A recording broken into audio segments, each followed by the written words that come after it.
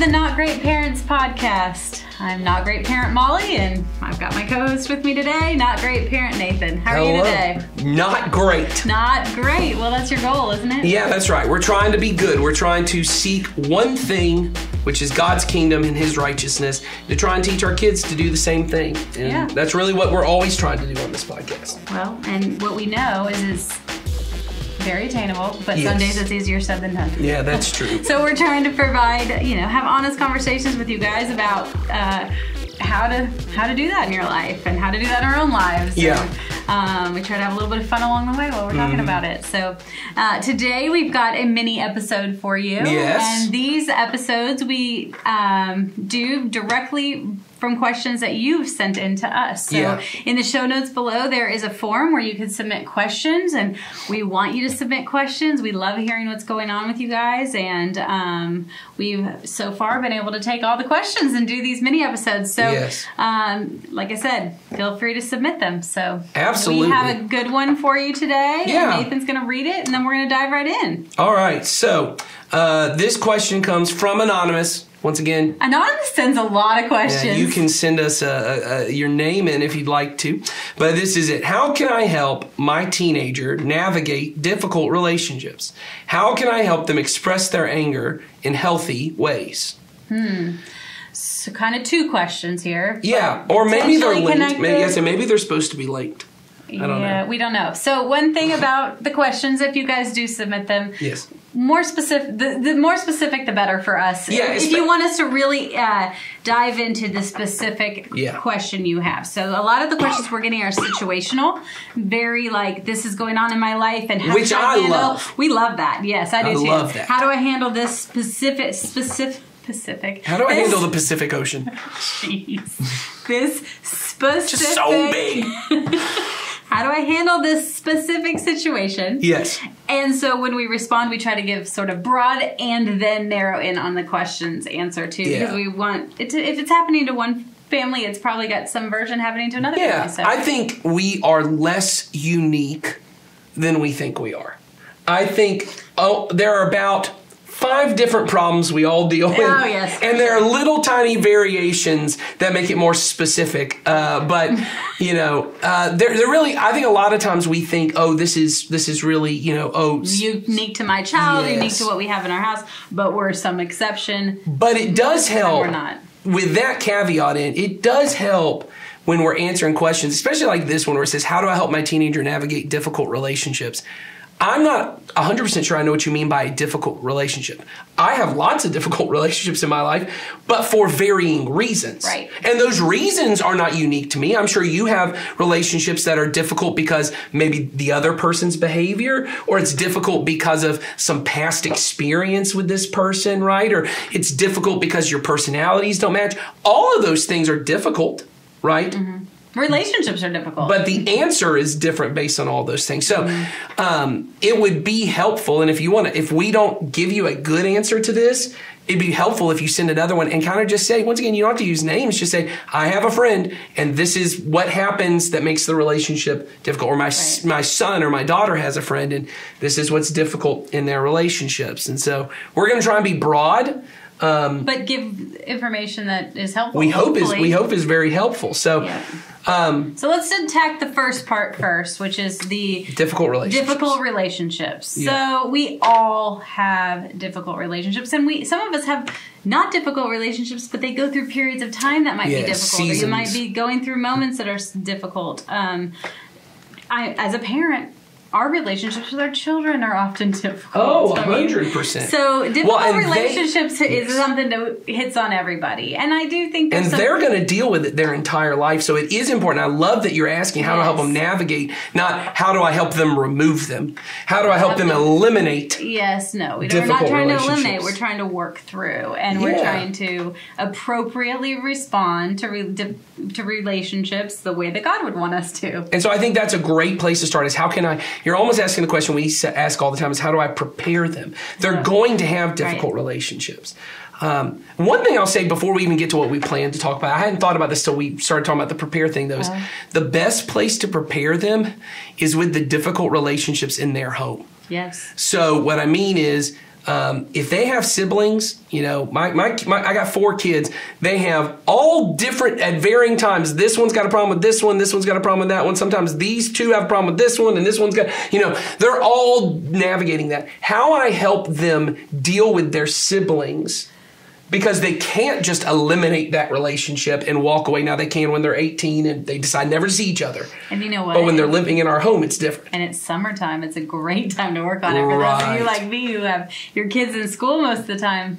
We just had a long weekend. But your kids would never. Oh my gosh, are you kidding me? Okay. This weekend was like battling the 2 of them. Jasper has difficulty? So I, being a really fun mom, I'm just going to say it, did something that I don't normally do, and I made an entire Mario Kart track on our first floor of our house. And made like arrows and all these This is where things. Sawyer is going to capitalize on the whole me and you are his parents thing. He's going to come to his mom's house to ride on the Mario Kart track. Yeah, so I moved. You go around the couch and around the island and in through the dining room, and I had to make it so they would never be crossing over, so they wouldn't run into each other. But yet they still argued over which cart they were riding. Yes. They also used socks and threw them at each other, and they'd say, "This is the banana," or "This is the," you know, all the different things. And there was a lot of arguments that would go on, and then that would continue into the next thing. And so anyway, all that to say,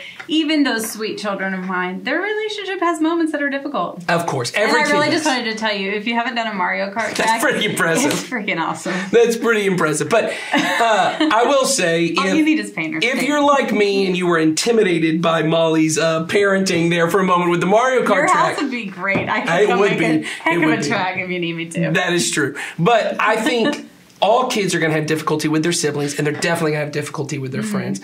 And one key thing in my home, in fact, our kids, right now we don't have a family therapist, but we had a family therapist for a long time. We're trying to get back involved, but if you've tried to find counseling, it's one thing I love about having Jason Collins on staff here with our church, and he's going to school back to get a master's degree in counseling. It is almost impossible to get in to see most counselors, especially family and children counselors. I was going to say, because ours have very specific needs and our family has very specific needs, we have very specific kinds of therapists we have to see. It's just been difficult. So we're kind of in between therapists. But for a long time when we go see our therapist, they would talk about your family has more conversations about feelings than any family we've ever had, which is very funny coming from the family I grew up in, which most of our conversations, you were the feeler, man. Most of the conversations about feelings were "Stop crying, Nathan." Yeah. So that was most of the conversation. Nathan, stop it. Just stop it. Stop feeling. So, well, yes, but I would say honestly, it was very helpful to me as and this will get to what we're talking about today, being able to kind of put boundaries around my feelings. I think we've kind of gone to this place of all feelings are kind of boundaryless, and the feelings all kind of meld together. So I'm angry, sad, scared, excited. I'm not able to name them, and so they feel like this big mess. Like I've had periods in my life where I felt like my emotions were a big mess. I am very skilled, and I think because of the family I grew up in with just, are you angry? Are you sad? What are you feeling? Something, is very much this way was very helpful to me. And so I'm trying to help my daughters with that. My wife makes fun of me have you seen the movie or read the book The Giver? Mm-mm. You don't know about this book? No, but it sounds like something I'd love. Okay, it's set in like this dystopian future, and like there's no color, and there's no all this, and it's very much now like you lost me with the no color thing. It's not. It's whatever. But I mean, Sawyer loves it, so I'm all happy for that. But the villains in the movie, the thing they constantly say, so I'm cast in the villain role, is precision of language. Oh yeah. They say all the time, precision of language, and I almost say that to my kids all the time. Is the word you're saying doesn't mean what you think it means.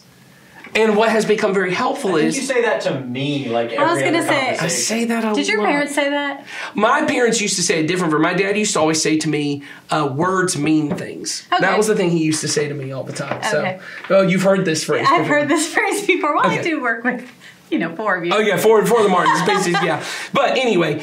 I say to my kids all the time, and this will get to the difficult thing if you can't figure it out, is be precise in what you're feeling name it. You know, Jason has shown us before, right? The feelings wheels. The feelings wheel, to have bigger language. And I'd never seen that before, but I realized that's kind of what I've been doing with my kids is, you know, you're not just sad, you're disappointed, right? You're not just angry, you're frustrated. You know, you're not just scared, you're maybe anxious, or maybe you're not even scared, maybe you're hurt. Yeah. You know, and so these different kind of, let's use precision of language. Let's make sure we're saying what we actually mean. But in that, you have, at the core of it is honesty, right? Correct. And so when navigating difficult relationships, you have to say what you mean. You have to say it, and it has to be honest. Yes. And, you know, you have to, it is dishonest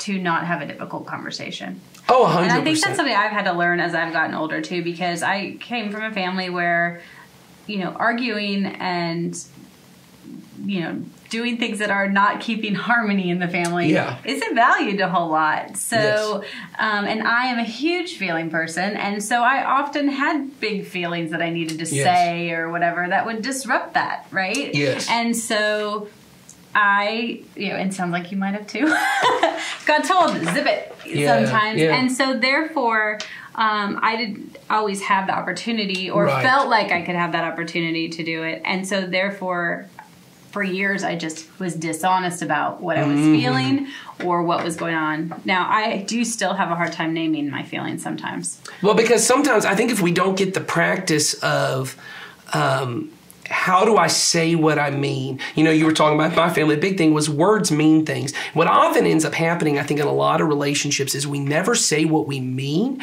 We use words effectively to get across not what I mean to say, but what I want to happen. And here's what I mean.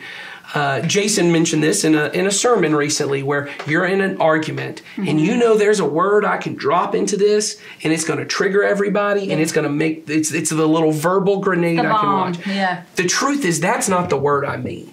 Right. That isn't what I mean to say. That's the word you're saying to get a reaction. I'm trying to make an effect happen. So our kids learn this pretty early, right? I have one kid who is a charmer, right? And she likes to come into me all the time and be like, this is often the one we have. She wants something from me. She goes, oh, great daddy, who is the best daddy that has ever lived on the whole planet and loves to give us good things. Well, you know, at first you kind of like it because you're like, well, this is great. And then eventually you realize those aren't what you mean to say. What you want to ask me is, can I have a popsicle? Yes. But what you want to do is make me think that it was my idea.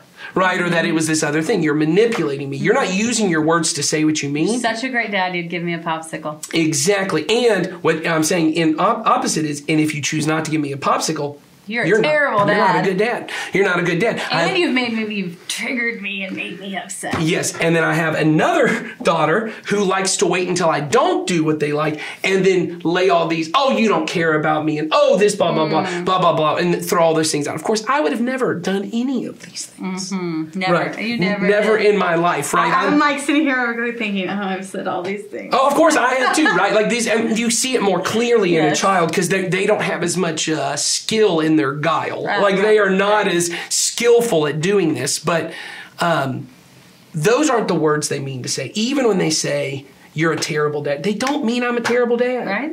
Or they don't mean I hate you. Because I say, my kids hate this. They know, they all the time, you know, especially a couple years ago, there was a lot of, I don't do what they want, or they have a consequence, and I hate you, you're the worst parent. And so I would make them come down and say, okay, well, hold on a second. Let's have a conversation around this. I hate you means that I want bad things for you, and if you died, I would not care. That's ultimately what I hate you means. It's really the opposite of love. Love would be to say, right, I will your good. Right, hate is to will your bad, right? I said, so is what you're saying is that you hope a bad thing happens to me. Well, and the truth is they don't. They know that. Even in the moment, that's not what they mean. What they mean is, I want to say something in this moment that will hurt you, which is a version of hate. I want to make that clear. That is a version of hate.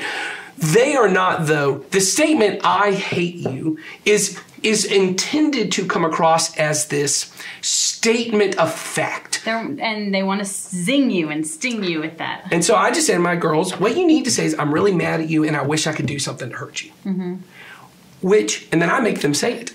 Right.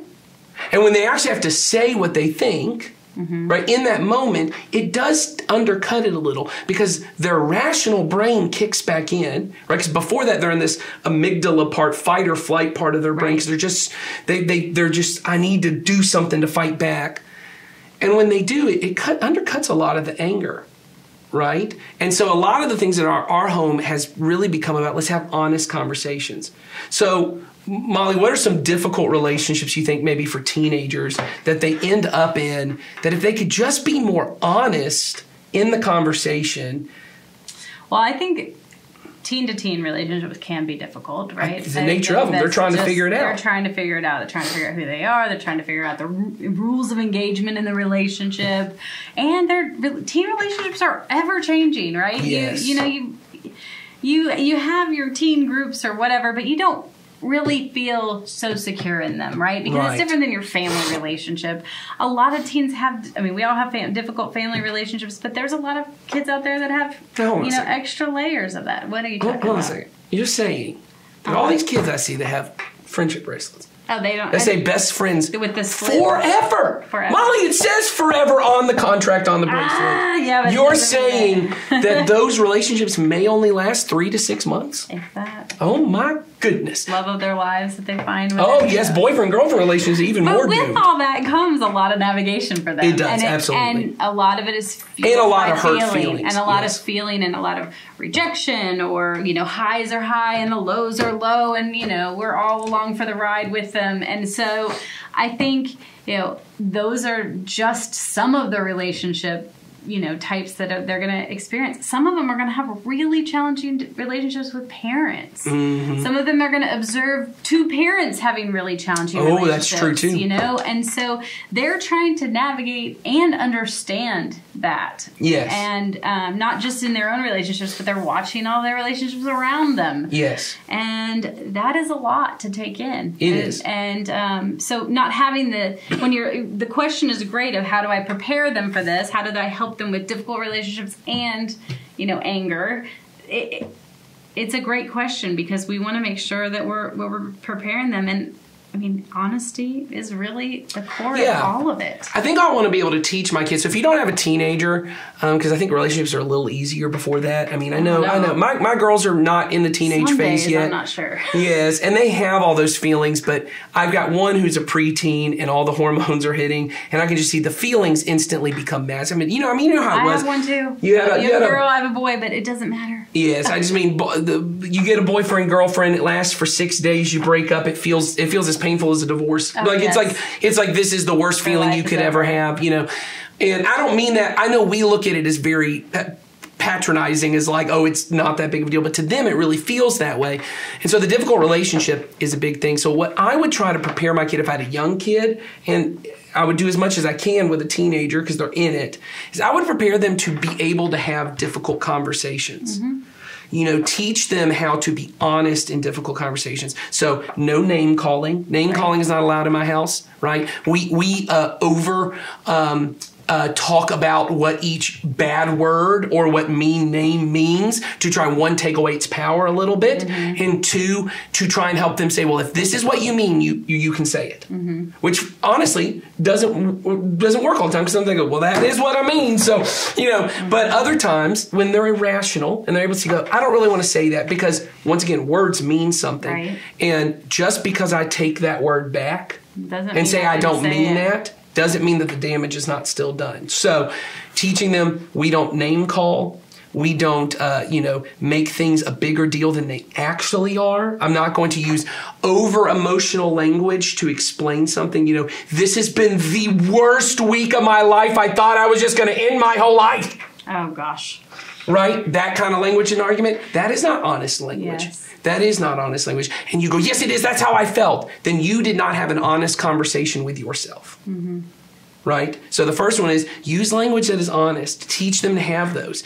Teach them to be vulnerable. I had one of my daughters, I heard them in an argument with one of the other ones, and they said to their sister, they said, you know, if I was allowed to say this bad word, that is what I would call you. Mm-hmm. You know, if I was allowed to do it, but I'm not going to do it because I don't want to say that. But that is how mad I am right now. And what I said is, that's a pretty honest statement. Yeah. Is I don't actually want to call you this bad thing because that's not how I genuinely think of you. But in this moment, this feeling makes me want to. And I know it's important for me to express that feeling, not this personal attack. Right. And I thought, man, that's pretty mature. I don't think I could say that to my wife. You know, that I couldn't name call or lob that verbal grenade, that I'd be able to just say, look, when this didn't happen or this did happen, it hurt my feelings. Right. And right now, I wish I could make a passive-aggressive comment at you, but I'm not willing to do that. I just need you to know that hurt my feelings. Yeah. How much different would our relationships be if we could have that honest of a conversation? So I think modeling is a good time to talk about modeling too, because I know we bring the same things back around for you guys all the time, but this is another one where, you know, you are going to also have anger and difficult relationship with your children. So how you express it toward them is super important. So, you know, you can't just say, if you're angry or you're having feelings, you can't blow up, tell them they're always the worst child ever, and then move on. You also need to say, I'm angry, this is why, and then teach them through how you handle it to move on, you know, to move forward, knowing that the number one thing is the relationship. So I would teach them to have honest, difficult conversations, like you said, through modeling. They need to see you and your spouse have those kind of conversations. Mm-hmm. You know, trying to hide conflict in your marriage is never a good idea. I mean, not inappropriate ones. Right. I would not be having a conversation about your intimate sexual life in front of your children in some kind of, honest. That's traumatizing. Yeah, that's not helpful. But having an honest conflict of, I don't like the way you said that to me. Right. They need to be able to see, adults do have conflict. Here's how they navigate those difficult relationships. And talking about it. I mean, my child has often said, are you guys really mad at each other or whatever? And I'll say, I am mad at him right now, but you know what? This is how we're going to work through it. Yes. And then coming back and saying, we talked about it, or whatever the case may be. Yeah. If they're going to see the fight, they need to be able to see the resolution. 100%. Yes. So that's something that my child worries about sometimes, you know, if we've had any kind of tension or he sees that we're disagreed about something. I try to do the same thing when I'm talking to him, right? Yeah, that's right. And when I'm talking to Henry, I'll say, last night was a great example.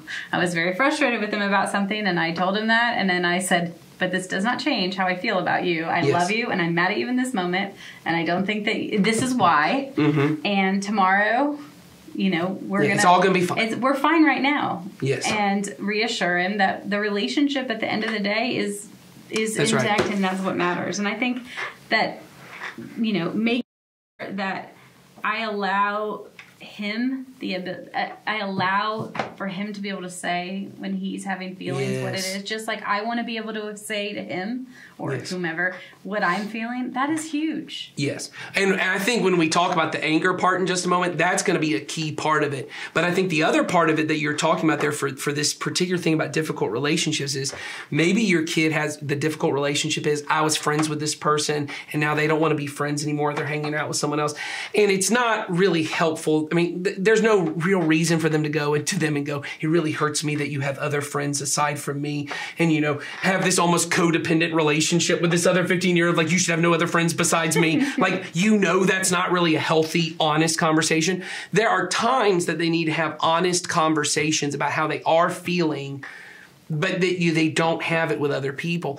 I remember I had a conversation with a parent one time where they were talking about the things my kids say, they hurt my feelings, which they do. If you're a parent, that is a normal, total feeling. Now, I did not understand that till I had 4 kids, and they say things to me, and I'm like, oh, I've never had someone speak to me like that. Like anything I've ever heard. Right. What is not appropriate, though, is for me to go, do you understand how much you hurt my feelings and the things you say to me hurt me so bad? That may be honest. It is not helpful. No, it's not appropriate. And I said to a parent one time, you need to have other parents in your life that you can tell them honestly, hey, that when my kid said that really did hurt my feelings. And I don't want to put that on them. I don't want them to be living their whole life feeling that they have to tiptoe around mommy and daddy's feelings.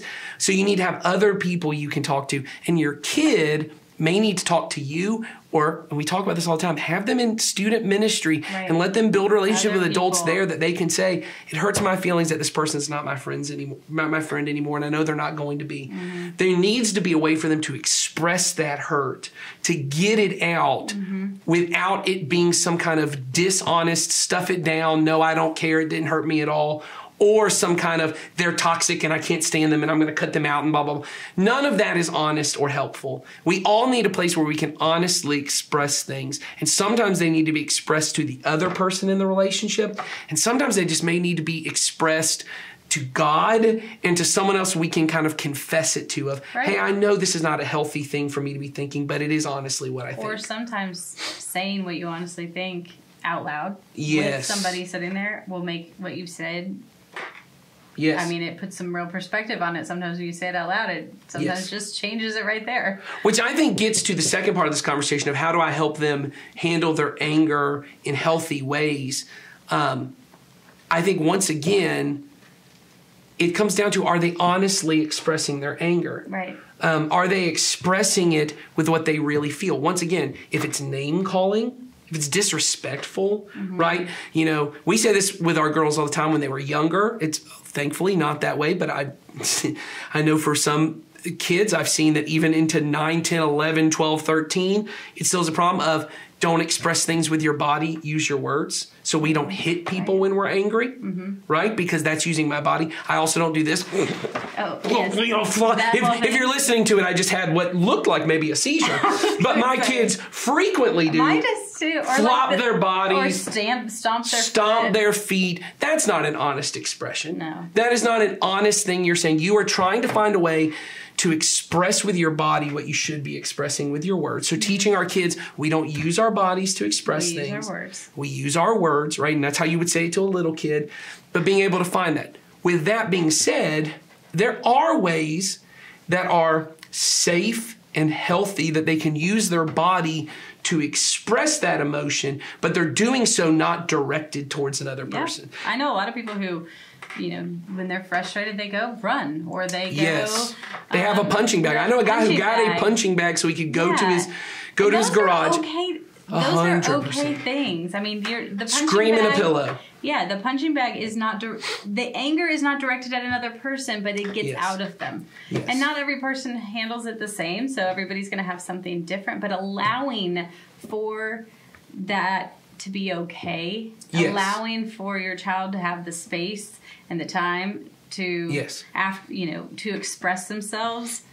It's okay. Well, I think there's a lot in a healthy way. Yes, there's a lot of people in our world, and I'll just say, even in my own family, I know for my wife for a long time, because she is not a very expressively angry person. Everyone gets angry, but anger is not even a go-to for her. When she gets frustrated or scared or any of that, she doesn't go to anger and yelling. She goes to sadness and crying, right? And I said to her at some point, what's the appropriate way to express that you're sad? And she said, well, crying's an okay way to do it. And I said, that's true. And I said, what if I came to you and said, it bothers me. It makes me feel some emotional way when you're crying all the time. You're not allowed to cry. You're just not allowed to cry. That's not an okay thing to do. Because that's what I will say. And if you haven't experienced this, I don't know how this is possible. There is a way to weaponize your sadness. There is a way to weaponize your crying. That I will cry and guilt trip you and use my overwhelming sadness for how you have hurt me to direct it towards you so that you have to feel guilty and do what I want you to do. It is no different than yelling at a person and screaming. But for some reason, we're all very comfortable with sadness because it makes us look like the victim. And for many of us, when someone is angry, they are not the victim. They are the aggressor. Right.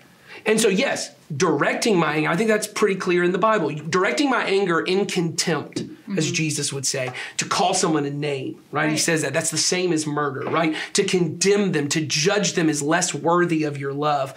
That would be a wrong way because it's directing this anger towards someone. But anger in and of itself is not necessarily what is sinful. No. And there are appropriate ways. Yes, and raising your voice is okay. Yes, I'm a kind of person, I'm loud anyway. Even you could raise your voice at me, but I might not like it, but that does not make it wrong necessarily. It means I may not hear it. It may mean I may respond to it poorly. Yes. But that may be how you express anger. Not if you're not saying, you're not yelling at me and saying, Molly, you're this horrible person, but you might be going, oh, I'm just really frustrated with X, Y, and Z. That's okay. Yes, and I think you have to teach your kids, as long as you are not directing this at a person, once again, in dishonesty, disrespect, or some kind of disobedience. If you're calling me a name or over, you make me so angry, I just want to hurt you, those kind of things that are over the top, those are probably inappropriate and should be dealt with. Or if I'm slamming doors, we don't allow doors to be slammed because doors are a passive-aggressive way to direct my anger at you. Doors don't get slammed in our house. Stomping up the stairs. I've slammed a few doors in my life. I mean, I'll be clear. I've slammed a door too in my own home. I'm just saying. This week. Yes, I'm just saying that would be an inappropriate expression. Yes, and I would apologize. I would go to and I have before when I'm angry and I'm walking out the door because I'm like, oh, now I got to go do this, and I'll slam a door. I come back in and I say, hey, I'm sorry. That was not an appropriate way to express my anger. I was angry, but that was not an appropriate way to do that. If I'm yelling at you with the intention of intimidating you, right? Because I'm a big dude. And so in my house, if I get loud and the point is I want you to, to back down and intimidate and feel like you can't talk, that's inappropriate. If I'm loud because I'm upset in the motion. You're passionate about something you're talking about. Yes, because the same thing. I have 5 women in my house. It would be totally inappropriate for me to go, hey, if we're upset in a conversation, if you start crying, I'm leaving. I'm not going to deal with you crying. I'm not putting up with it. Yeah, that's not appropriate. That's different. Now, if I have said to them before, we're not going to have this conversation because you are clearly trying to guilt trip everyone in the conversation right now. And so we're not going to have it right now. Just like I've been in conversations where they're yelling and calling names, or I have been in conversations where I'm yelling and my wife has said, hey, we're not going to have this conversation right now. Like, those are appropriate. I think you have to determine what is inappropriate. The anger is not what's inappropriate. The name calling. It's what you do when you are angry. The guilt tripping is inappropriate. The name calling is inappropriate. The punching things or, hitting people, that's inappropriate. That's wrong. So I say to my kids, you can't hit your sister. You can't call her a name. But I've had one of my girls who's really uncomfortable with anger. One day she got so mad. She felt like something was unfair. And she's yelling at me, but she's little, so she doesn't intimidate me. But she's yelling at me of, this is so unfair. And she's telling me all the reasons she thinks it's unfair. And she's going on of, I feel like you're being mean to me. Right? She's using I feel. She's saying all the things. Yes, she's saying I feel. She isn't saying you're a mean daddy who bought. She's not accusing me. She's just saying all of her stuff, but she's doing it loudly. And she's doing this. And at the end of it, I said, okay, I hear all that. And I told her why I thought this was fair. And, we kind of had the whole thing and no one was that. And then at the end, she starts crying. I said, why are you crying? She goes, I'm so mean to you. And I said, you were not mean to me. And she goes, but I'm yelling at you. I should have a consequence. And I said, you weren't yelling at me. You were upset. And you were yelling, but everything you said was true. Nothing you said was disrespectful. You just told me you thought I was treating you in an unfair way. And that's an appropriate way to speak to me. It is appropriate because, dear Lord, for me to teach my children, especially because 2 of my children are black young women, to teach them if you feel like someone is treating you unfairly, shut your mouth and just put up with it. That is not how I want to send these children into this world. No. To teach them it's okay to be angry when you feel like you're being treated unfair, and as long as you do it in a respectful way and in an honest way, that's what you should do. And even if you get a little loud and you cry when you're doing it, and maybe you're screaming when you do it, that's okay because you're trying. You're speaking. You're not being disrespectful. Now, obviously, there are places you start name calling me, or you're trying to intimidate me with your volume or your presence.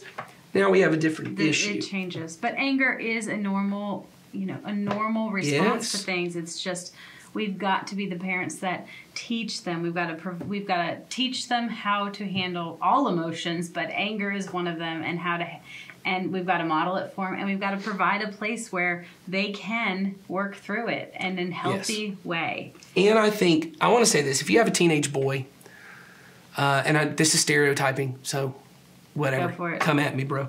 But if you have a teenage boy, you have to teach them this. You have to provide a space that it's okay for them to be angry. You have to allow them to say things that might be a little edgy, that might be a little farther. I'm not saying you don't ever correct anything they say, our world right now, there are groups of people in our world that are weaponizing teenage boy anger into I don't want to use, because people get triggered by that term, so I won't use it. They are taking what is a good and masculine thing, which is to sometimes be angry about wrong things in this world, and they are taking it and saying you should direct that towards people who are different than you, and you should. And it's resulted in a lot of growth in white supremacy movements. It's resulted in a lot of these things that we see online. Intolerance of various things. Yes, of all different people. Violence towards women. All of these different things have increased because what happens is there are all kinds of studies around this, and so whatever. But there are these teenage boys that, because they are just pushing the boundaries like teenage boys do, and they're saying things that are a little too far, and they're maybe being a little more angry, and because there's a group of us adults who go, that's uncomfortable, don't say that, don't talk like that, don't do this, and contain your anger and do this. We are pushing them towards people who say, you should be angry, and you should use that, and you should weaponize it, and you should go out and you should attack somebody, and you should do this, and you shouldn't take no for an answer, and then you should have all of these things that come out. For our teenage boys, we need to be able to teach them really. I'm very thankful for parents, both my dad and my mom, who said, it's okay that you're angry. Yes. It makes sense that you're angry. But let's find out ways to be respectful when we have it, to challenge authority in respectful ways. My mom always said to me, you can say anything to me as long as you say it respectfully. And so it's okay that my kids are angry at me, and they tell me they're angry at me. And you accept it. And I said, and sometimes I've had to say, you know what, you're right. You know what, you're right. You said that in a good way. I didn't realize I was treating you unfair. Or you're right, I overreacted to that situation. And it makes sense that you're angry. And when they see that, what they now realize is, hey, when I'm angry, if I just speak up, people listen. But when you shut people down, what you don't want is them to bottle all that up and then explode. No. And so you have to teach them how to do it. And so one thing we do with our young kids, if you got young kids, is we tell them any way that you express your anger in your room, right? Because if no one else is in the room and you're not directing it to anyone, it's okay with us. If you go to your room and you're in there and you scream in a pillow, or you make a mess of your room, you start knocking things off, blah, blah, blah, okay. Because here's what I know. At the end of it, I'm going to go, now you got to clean it up. Once you're calm, you got to clean it up. And sometimes I go in and even I help them. Because what I want to show them is, and what I've learned over time is, if I don't go, you can't act like that when you're angry. You can't do this when you're angry. If I give them a space, now this often happens, you can't stomp up my stairs at me when you go to your room. On your way to destroy your room. You can't slam your door at me. And what we do is we go, okay, let's do that again. And I'll make them walk back down the stairs and walk back up. And they do it again. But if you go and you scream in your pillow, you want to knock some toys over. That's okay. Because what eventually happens is, now my girls don't knock things off because they know they got to go clean it up. That's the part I'm like, oh. Yes, but what they've learned is, and this is the part, is their rational brain is quicker to kick in when they're angry because their body has learned to go, okay, well, when I come up here, let me find appropriate ways to deal with it. That's the training in it all. That's the training. So when they're young, give them appropriate spaces. As they get older, you be the appropriate space. When they're angry with a friend or a teacher, or they're angry at you, go, hey, you can say these things to me. As long as you're not calling me names, as long as you're not... it's not a weapon towards me. Yes, you're not weaponizing it at me. If you're angry, it may make me uncomfortable as dad. It may make, you uncomfortable as mom. But I will take that so that I can help you learn how to deal with this. I think it's really important. I think it's really important. I love this topic because I think it's really relevant to everybody. I mean, we all have our own anger. Our kids have it, but anger is just one of many emotions, and we could have plugged in just about any emotion into this and said the same thing. Give them space. Give them honesty. Honesty. Well, and we already have had a couple episodes where Jason talks us through like how to have honest conversations. And it all comes down to that. It comes down to that honest conversation and allowing for it, because it's not about shutting it down. It's about teaching them and training them. So we want more questions, so send them our way. And thanks for being with us today. And good luck being a not great parent. Yeah, absolutely. Take care.